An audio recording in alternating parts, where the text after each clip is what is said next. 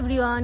তো দিনের বেলাতে তোমাদেরকে দেখিয়েছিলাম অল্প কয়েকজন ছিল মেহেন্দির অনুষ্ঠানে, আর দেখো এখন রাত্রিবেলা কত লোকজন এসেছে, সবাই দেখো রেডি হয়ে এসেছে।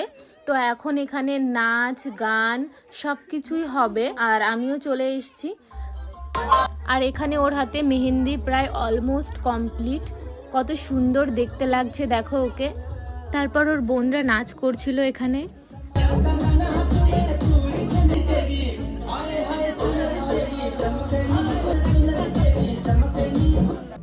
তারপর ওরই আর একটা বোন দেখো সবার কপালে কুমকুমের ফোঁটাও পরিয়ে দিচ্ছে।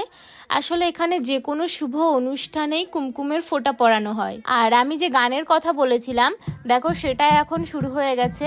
এখানে গ্রামের মহিলারা আছে, দেখো তারাই ঢোল বাজিয়ে গান করছে। এটা আমার কাছে খুবই ইন্টারেস্টিং লেগেছে, একদম অন্যরকম একটা জিনিস। আমাদের ওখানে তো এগুলো হয়ই না।